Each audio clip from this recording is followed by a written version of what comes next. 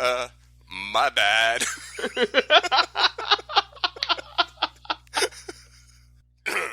Take two.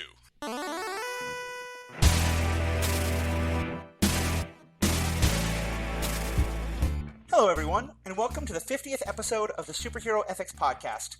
Sort of. By which I mean, we just attempted to record the 50th episode, and due to technical difficulties, most of it went right out the window. It's too late, and we're not going to actually record a full episode tonight, but we wanted to give you a teaser, because there's something pretty awesome happening for this episode, which is that all three of us, of the hosts, myself, Matthew, Paul, and Jacob, are all here, and we're talking about kind of a retrospective of some of the best topics we've talked about before, all under the rubric of what does it mean to be a hero, what does it mean to be a villain, and how do these things all tie together. So the three of us are going to sit down at another time and re-record this full episode, but we wanted to jump in with one or two topics just to give you an idea of what this is going to be like.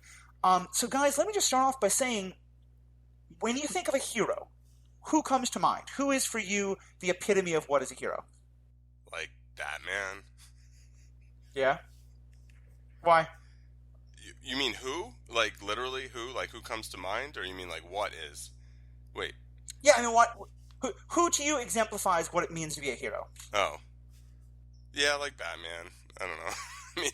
I mean, Batman's a good choice. I actually nowadays I spring to Aang pretty quickly. Oh. Because to me, Aang exemplifies a lot of what I feel is a good heroic ideal.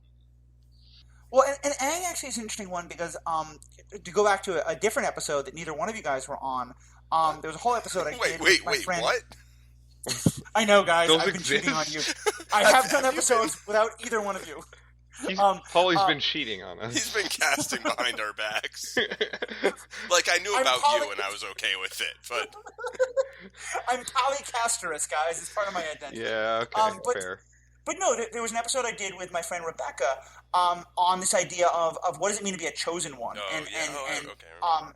and does the idea of in terms of Aang, it's does the fact that Aang was sort of like he didn't choose to become the Avatar, right? He just was born into that. Does that make him any less heroic than someone who like Captain America specifically chooses to take on these powers and to step up into this role? Personally, I don't feel that it does. Only because just because you have a destiny that you're born to or whatever, like you have this thing to fulfill, he still makes choices, right? Yeah. And actually, early on, Aang does the not heroic thing of, sort of cheesing off and, running away from his responsibilities. But eventually, Aang does make the conscious choices to do the right thing and try to save the world. So, to me, that's what matters. I don't care if you were born to your power or if you, did an elective procedure that got your power, or if you, I don't know, got some chemical spilled and now suddenly you can, see everything with your magical ear eyes but you don't have eyes anymore. It doesn't matter to me. What matters to me is that you make the choice. Yeah, I think that's a good point. I think for me, I know that I've seen stories like this. I'm having trouble coming up with one off the top of my head right now. But a story about a person who is granted powers that they never choose and who never questions that and who just goes out and does good things with those powers, that can be a cool story. But to me, it is when, to some extent, the character has had a moment of questioning this thing that's been thrust upon them and does have some degree of agency of saying, I'm going to accept this thing that's been put on me. I'm going to actively choose to live this life. To me, that's often the mark of a hero, is when at least there's some degree of them having agency in it. Yeah, I mean, it's always it's the choice to risk one's own either well-being or whatever for the benefit of others, in theory. Right. And yeah, it doesn't really matter whether everybody's telling you, oh, this is who you are, you have to do this, or you're just like, well, someone shot my parents when I was 8, so that's what I'm going to do. I don't think it necessarily matters whether one's more heroic than the other or whatever. It's like, is it heroic? Yeah. it is. Okay, we'll call you a hero, you know. And it is, even if everybody's telling you you have to, say, be the Slayer or whatever, you know, you can still choose what that means, right? How you're going to go about doing that. And that, like, to me, that's one of the sort of more powerful points in Buffy is when Buffy basically tells the Watchers to bugger off. She's like, "No, I'm gonna do this myself, thanks." You know, and oh, spoiler alert. But I know that was like the 90s or the early aughts, but look, there isn't actually a statute of limitations on spoilers. I know. But we did lose the caveat from earlier that we're going to spoil literally everything that's right. ever created. but then again, we only made that caveat after spoiling several things and then being like, "Oh yeah, by the way." Yeah. So yeah. I mean, I think it's generally a general spoiler warning for everything superhero ethics. But yes, we're going to spoil pretty much everything. Yeah, speaking of Buffy, this actually ties very nicely into a different thing we wanted to talk about a bit. But so that whole thing about being chosen, there's sort of a flip side or a different angle to it with Faith, right? Whose Faith is also a Slayer who's you know gets the power, right? It's not something that she makes a conscious choice to, and how she treats that situation early on and then as she develops is radically different from how Buffy approached it. For a time, she does like have a stint as I don't think anybody would argue that she's a villain during that time. But you know, she's supposed to be born to this destiny of saving the world against the demons, the vampires, and the forces of darkness. Yeah. And instead, she's breaking into places and stealing jewelry and stuff. Yeah. Right. Which to me is like, I don't know. But like, I mean, it's just when in she terms kills of, a guy like, that it becomes a problem. Yeah. But then again, it's like, oh, you killed a person. It's like, you've been killing people all the time. Just you're like, they're vampires, so like their lives don't matter. Right. Yeah, I mean, to me, that's that. And in the podcast that lives only in the ether, one of the topics we got into, and we'll get into again, is the concept of who is okay to kill and who's not okay to kill.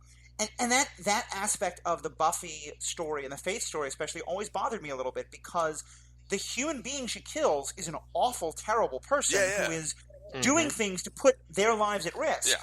But there's this sort of conception of to kill the least evil vampire. Right. It is better to kill that person than to kill a truly awful, terrible human. Right. I disagree. They never would advance the argument that it was better to kill Angel than that person. They don't, but but it's still because it's this idea of having a soul. It's that having a soul either magically does or doesn't give you moral value in a way that and anyway, that gives you a whole other story. But I think Angel you're right. Has a soul and all that crap, so he falls under the people who matter or whatever. Right, and then later on, Spike gets a chip, and suddenly he matters too. It's not a particularly consistent thing. Well, he always had a chip, but it was on his shoulder at first. Yeah. Well, he was British, so it was actually just a wedge of potato. Right. There you go. So, but going back a bit, because I hear what you're saying about Aang. Aang to me is a kind of boring character, but if we see where he's a hero. But Paul, why Batman?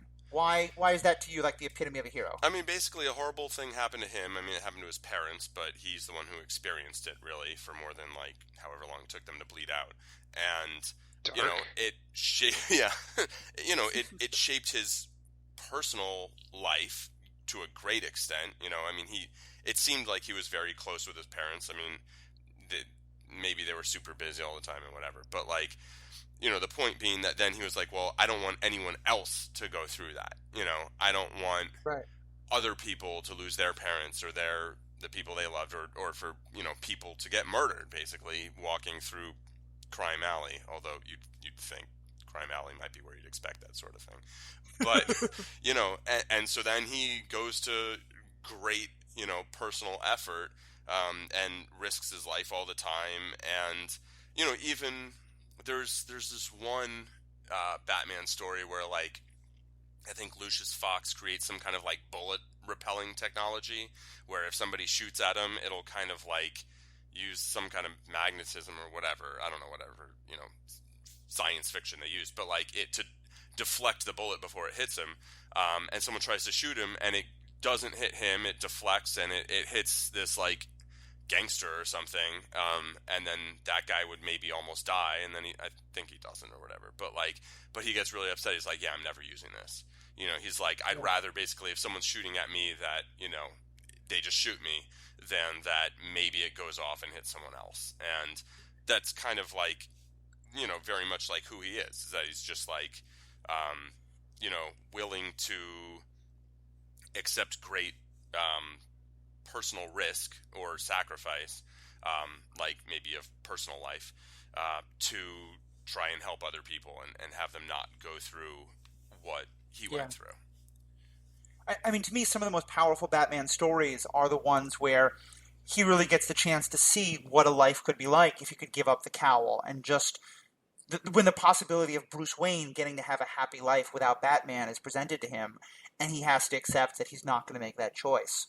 Sometimes because he realizes he can't, but other times because he just realizes that he shouldn't. Either way, to me, that's a real kind of personal sacrifice that to me seems real heroic. I just feel that Batman's one of those heroes that to me is a hero because he's broken, and I don't think that you have to be. I mean, this is just me personally. I don't think you have to be broken to be a hero, and I'm not saying that like he's cheating by like, oh, you had a tragic past, now you're a hero. Good for you. Here's your lollipop. No, he did have a tragic past, and it's fantastic that he's chosen to take up this mantle and try to help the people around him.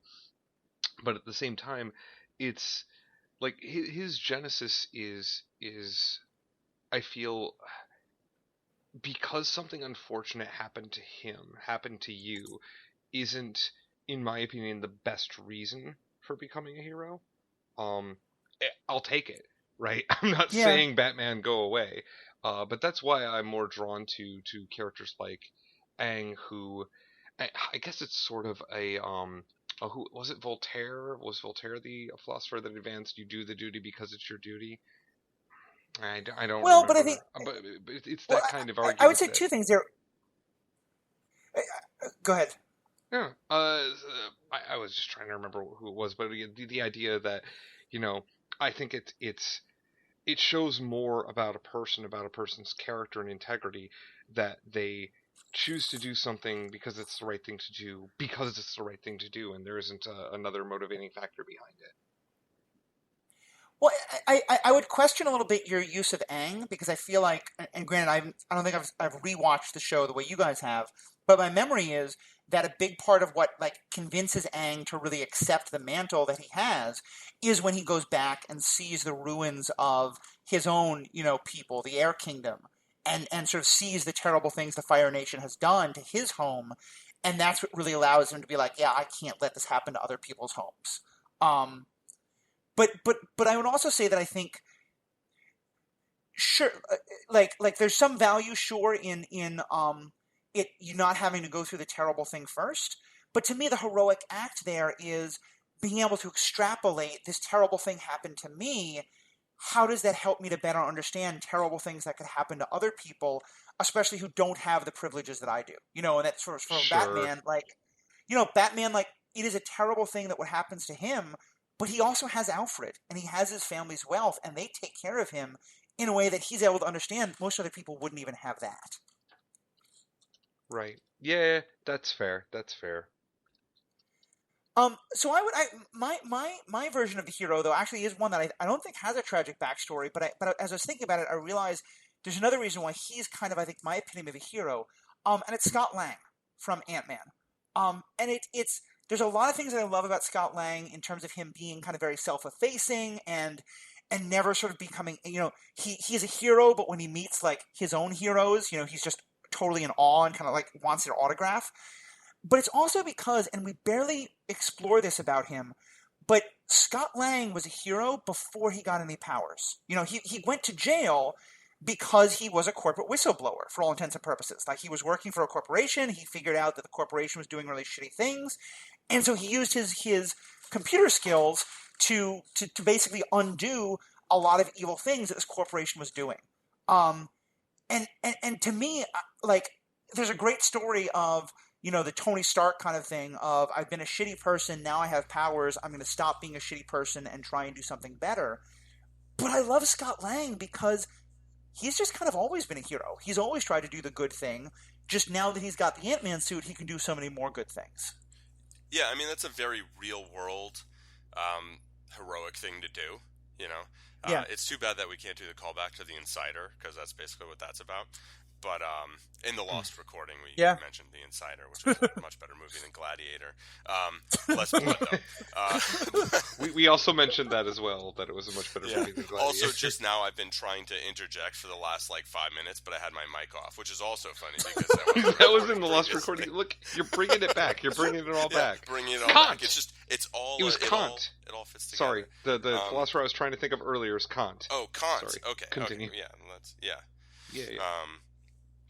But so I just wanted to say a couple things about Aang, and then actually, so I mean, Aang is interesting. I agree with Matthew's point that, to an extent, that Aang does have a similar moment when he sees, all his people were murdered. They were just straight up genocided, all the airbenders killed by the Fire Nation, and he isn't like, oh, I want to get revenge on the Fire Nation for this. He's like, I need to stop the Fire Nation from continuing to do horrible things, because clearly they've gone deeply awry, because they were not super evil when he was a kid, or when he was, before he was frozen in ice for 100 years or whatever.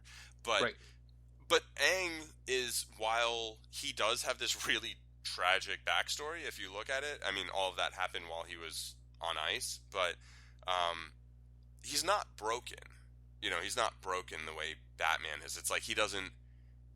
He just processes it, and it's sort of like Dick Grayson, Like, Dick Grayson is not broken the way Bruce Wayne is.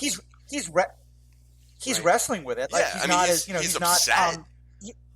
He's not Adam West Batman, who certainly is not suffering from the death of his parents. Exactly. But he's not broken. Yeah, he's not broken by it. Yeah, he has grief, and he processes the grief, and then he proceeds to do what he thinks he should do, the way he thinks he should do it. And he's one of my favorite heroes, and one that maybe I relate to as much or more than say a Batman. But Scott Lang also, I think that's awesome. I mean, I do really like that he did heroic things before he ever gets any powers. It's like he does risk his well-being, his job, his interaction with his family, all of that, because he's like, well, this corporation can't just keep doing these things. It's not okay, and I can stop them, so I'm going to stop them because I'm someone who can.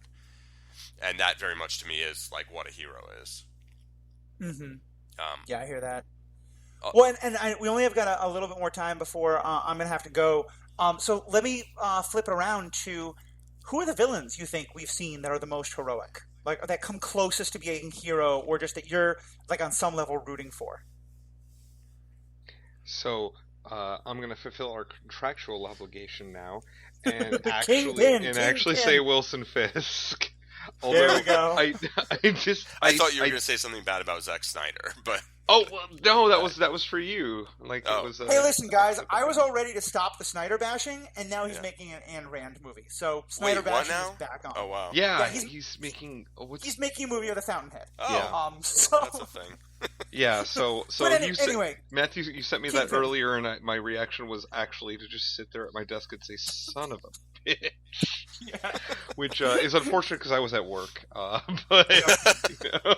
Okay, for all of you playing Superhero Ethics Bingo at home, you can now check off the Zack Snyder has been bashed box, and we're about to check off the Kingpin box. Yeah, so, take it away, Jim. So Wilson Fisk's agenda, right? What he's trying to do ultimately is actually heroic. What Wilson Fisk's objective is to clean up his town, right? He wants to make his place safe. I think it's pronounced gentrify. Yes, yeah. Okay, and so I don't agree with how he's doing it, right? But he does want to try to make it so that nobody has to go through what he went through. It's almost identical, if not identical, to Batman's motivation. Mm-hmm. I don't want that to happen to anybody else, so I'm going to do something about it. In that way, I feel you can classify Wilson Fisk as heroic. Mm-hmm. I do not think Wilson Fisk is a hero because I do not agree with his methodology the allies he chooses to make, sometimes the various choices he's making along the way. There's a lot of problems, but at the core, the principal idea I feel is sound and is shared with Daredevil. It was something that we've talked about Yeah. at length on this podcast about how Daredevil and Wilson Fisk, how Matt Murdock and Wilson Fisk want the same thing ultimately, but are going about it in radically different ways.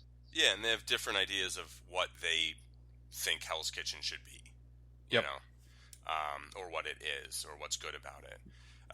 Yeah, to me, I guess, as far as heroes or villains who are heroes or whatever, like, I mean, I think if Thanos didn't have such a terrible plan, like Thanos, like he wants to reduce suffering, like that's cool. I'm on board with that. Yeah. He just doesn't have a good way of going about it, it doesn't make any sense, like mathematically, but I'd say Magneto would be my first choice, really. In that he basically just like wants to keep his people from getting genocided again, and like I'm down with that. Like, like that's a pretty straight up heroic thing to do. Again, he often goes about it in ways that are like, really, Eric? Like, you're gonna really?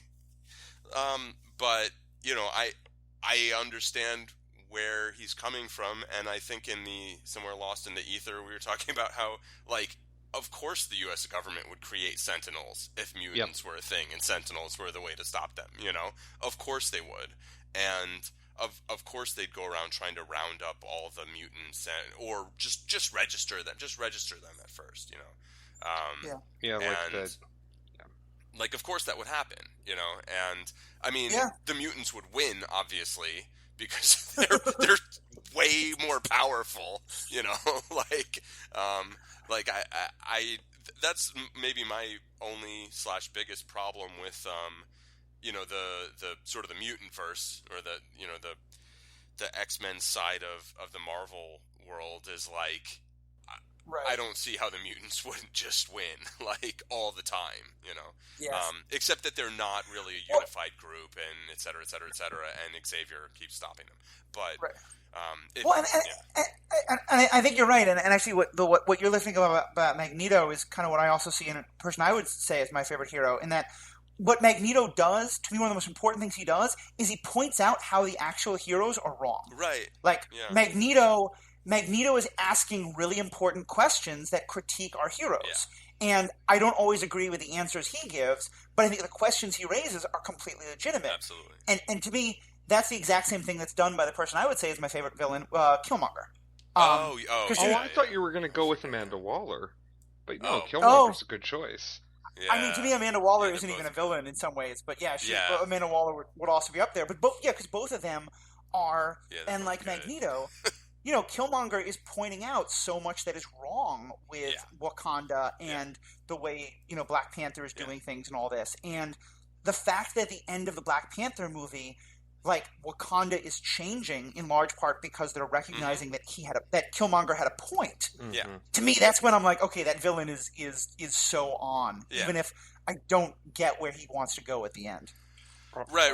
It's another one of those, like, I mean, here's basically what makes a good movie comic book villain, is someone who's right that the heroes are wrong, but then they come up with, like, a stupid plan that the heroes can stop, and then the heroes can be like, okay, let's understand that guy's point, and then try and, like, do better in the future. But, like, which, like, in Justice League, like, Amanda Waller basically is like, well, the Justice League is way too powerful, and if they wanted to take over Earth, they could. We'd just be hosed. Yeah. So, she comes up with a plan to... Actually, in Justice League, she's not the one with a bad plan. I mean, her plan is to let Lex Luthor get in the Oval Office, which, like, that's a bad plan, but, like, it's her, it's more the method is, it's like she's willing to kind of make a deal with the devil in order to stop the heroes who might become devils or whatever, blah, blah, blah, blah, blah. But, I think those are both great examples. And, I mean, I thought Eric was the best part of Black Panther. I mean, I like him more than I like, and by I mean, like, agree with him more than I agree with the other characters, like the heroes. Then I agree with Black Panther. And clearly, T'Challa ultimately ends up agreeing with Killmonger as well. Yeah, he understands that he's right, but that his solution is batshit insane, basically. Yep. Yeah.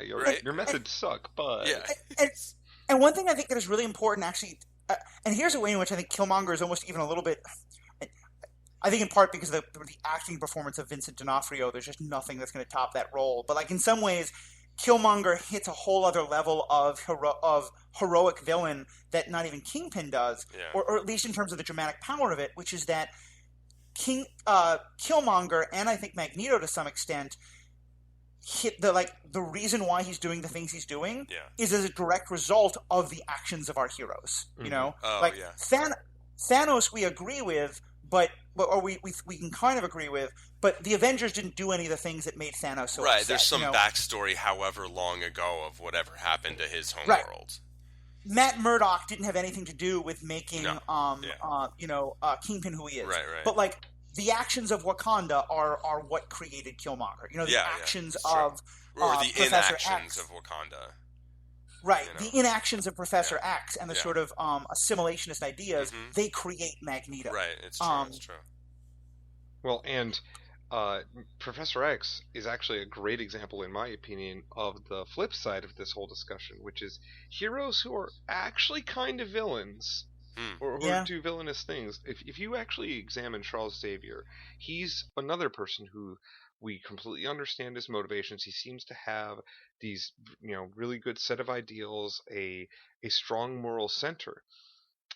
But Charles Xavier manipulates people, and is like he mind controls people. He spies on people. Like these are not the actions that I would want my hero to take. He recruits children and then tries to mold them into his soldiers, basically. Yep, that's part and parcel with manipulating people. But that's an even scarier way of phrasing it. Yeah.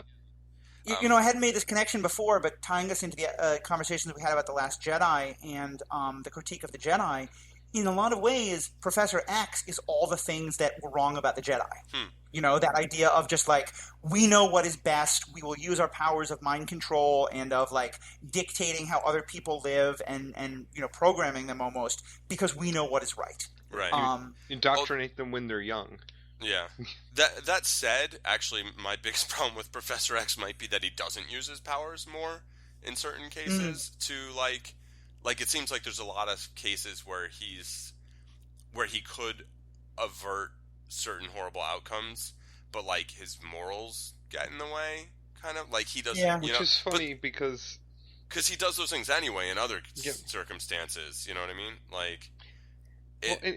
That actually boils down in a lot of cases to he's unwilling to use his powers on people that matter. Did something cut out? Oh.